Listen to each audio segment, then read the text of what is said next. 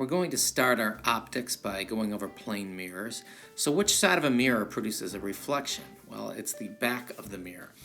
When they make a mirror, they start with a very polished, flat piece of glass. And then they kind of evaporate silver and other metals onto one side. That's the silvered side of the mirror. But the glass is really to keep it from scratching. Then they just, after they silver it, they put a layer of thick paint. So when you have light that strikes a mirror, it actually goes through the glass, reflects off the back. When it does, it's important to realize that it's going to reflect around the normal line. So the normal line, just like always, NL for normal line, is perpendicular to the surface. Which means if we kind of zoom in on this angle of the incoming light, that would be the angle of incidence, measured to the normal line. And then the reflection, the angle of reflection is also measured to the normal line. That's important. We'll be using that a lot in optics. So if you come in at a greater angle of incidence, then you will reflect at a greater angle of reflection. And the angle of incidence will always equal the angle of reflection on a plane mirror. So here's a light. A light is a good object because it's a source of light. So this light is emitting rays of light in all directions, shown here in 2 dimensions, but actually in 3 dimensions.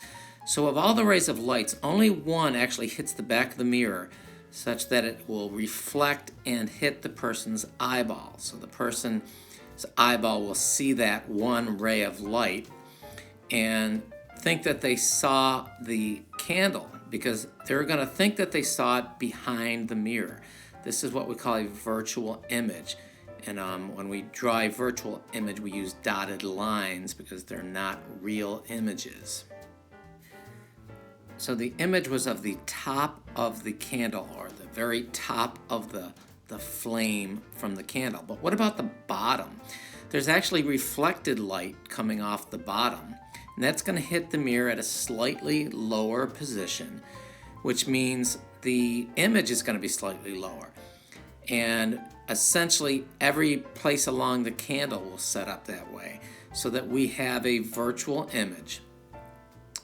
So it's important to know that a real image is made up of actual photons. So a real image can be projected onto a screen or onto a piece of film of some sort. So that's kind of another difference between the real image and the virtual image, which is what you think you see. Summarizing, this image was virtual, the same size, and upright, which is always going to be the case with a plane mirror. So here we have a business person standing in front of a mirror. So the reflected light off of that person's shoes will hit the mirror, and one of those rays will bounce all the way into the person's eye.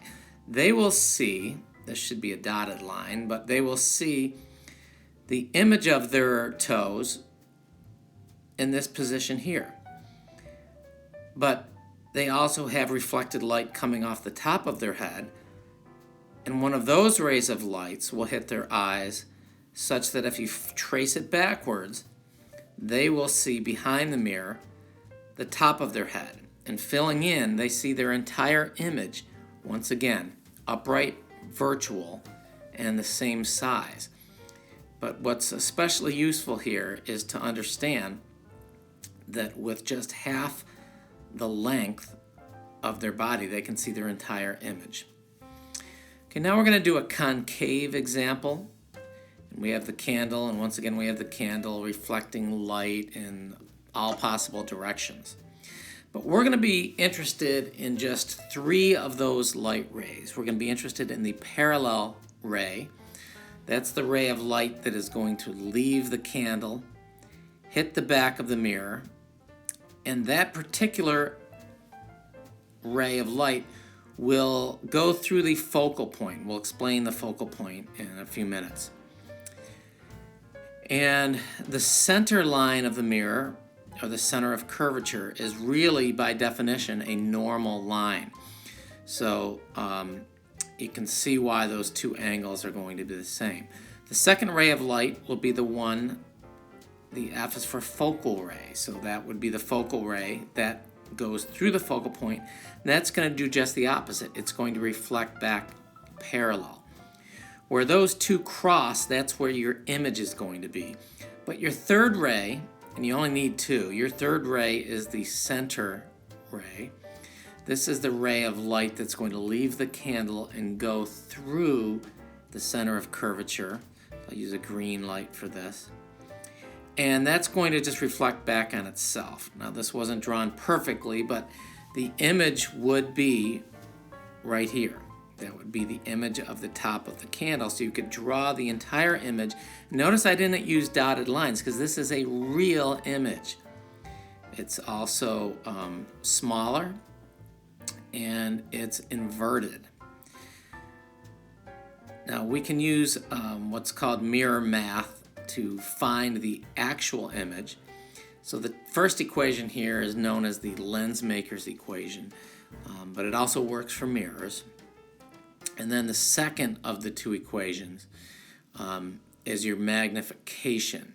So magnification is a ratio of those other things. So we'll do an example here. But first I wanted to mention that the focal point that we talked about is simply half of the center of curvature of the lens. That's just something you need to know. That's just a definition. So in this problem, if the center of curvature is 20 and the candle is 35 centimeters from the mirror, how far away is the image? So let's just put this on the diagram here. So this is 20. That's the center of curvature. It's how far that point is from the reflected part of the mirror. And then the candle is 35 centimeters. So we tend to use centimeters in optics, not meters, because we're dealing with smaller things. So the focal point is half the center point, so 20 divided by 2 would be 10 centimeters.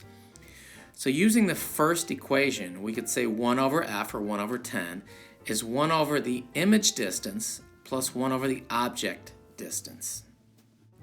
So the object distance is 35 centimeters. So we use centimeters when we're talking about optics because they tend to be smaller. So the image distance comes out to be 14 centimeters after we do the math. And just looking at the chart, that seems about right. Okay, it's not quite out as far as the 20. Now, knowing that the candle is 10 centimeters high, we can go back and find the height of the image. So the height of the image over the height of the object, which was 10, equals the negative of the image distance, which was negative 14, over the object distance, which was 35. Doing that math, we come out with an image height of negative 4 centimeters. So the negative is important because it means it's inverted. So the negative in this case means inverted. So just to summarize, it's an inverted, smaller, and real image, meaning that it could be projected onto a screen or a piece of film.